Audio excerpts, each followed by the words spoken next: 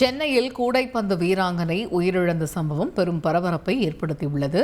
Chicken rice burger சாப்பிட்டதால் மரணமா என்ற கோணத்தில் முதற்கட்ட விசாரணை நடைபெற்று வருவதாக தகவல் வெளியாகியுள்ளது. இது பற்றிய முழு விவரங்களை அறிவோம். எமது செய்தியாளர் சாலமன் இணைகிறார். சாலமன், வணக்கம். இந்த சம்பவத்தின் முழு பின்னணி என? முதற்கட்ட விசாரணையில் முக்கிய தகவல்கள் ஏதேனும் வெளிவந்துள்ளதா? கோவையை சேர்ந்த 15 வயது பள்ளி மாணவி எலினா லாரட்டே என்பவர் பள்ளியில தனியார் பள்ளியில படித்து வரும் நிலையில இவர் கூடைப்பந்து வீராங்கனையாக செயல்பட்டு வந்துள்ளார். இந்த நிலையில கடந்த 8ஆம் தேதி முதல் 15ஆம் தேதி வரை குவாலியரில் நடைபெற்ற இந்த கூடைப்பந்து விளையாட்டு போட்டிக்காக பள்ளி அளவுல இவர் நண்பர்களுடன் ரயில் மூலமாக அந்த குவாலியருக்கு சென்றுள்ளார்.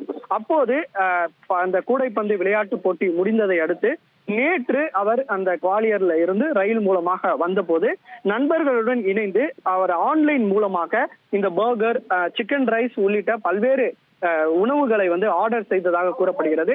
அந்த உணவை ரயிலில் வரும்போதே பள்ளி மாணவிகளுடன் பகிர்ந்து அவர் உட்கொண்டதாக கூறப்படுகிறது.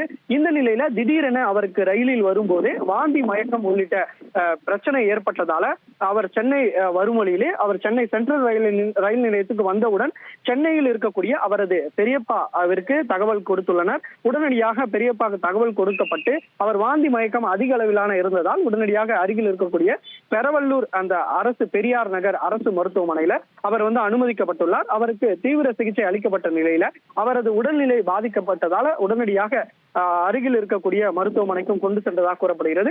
அப்போது அவர் வரும் வழியிலேயே இருந்ததால உடனடியாக கீழ்ப்பாக்கம் அரசு மருத்துவமனைக்கு பிரேத பரிசோதனைக்காக வைக்கப்பட்டுள்ளது. இந்த சம்பவம் தொடர்பாக பெரவல்லூர் போலீசார் வழக்கு பதிவு செய்து தீவிரமாக விசாரணை மேற்கொண்டு வருகின்றனர். முதற்கட்ட விசாரணையில கடந்த 2 நாட்களாக அந்த சிறுமிக்கு ஏற்கனவே வாந்தி, மயக்கம் உள்ளிட்ட பிரச்சனை இருப்பதும் கண்டறியப்பட்டுள்ளது. குறிப்பாக இந்த பர்கர் மற்றும் இந்த சிக்கன் ரைஸ் போன்ற உணவுகளை உட்கொண்டதால் ஏதேனும் வயிற்று கோளாறு ஏற்பட்டு பிரச்சனை ஏற்பட்டு அவர் இறந்தாரா என்ற கோணத்துல விசாரணையானது நடைபெற்று வருகிறது. பிரேத பரிசோதனை அறிக்கை வந்த பிறகு அவர் எப்படி இறந்தார் என்பது குறித்தான முழு தகவல் வெளியாகும் என எதிர்பார்க்கப்படுகிறது. விரிவான விவரங்களுக்கு நன்றி சோலமன். செய்திகளை உடனுக்குடன் தெரிந்து கொள்ள உடனே சப்ஸ்கிரைப் பண்ணுங்க.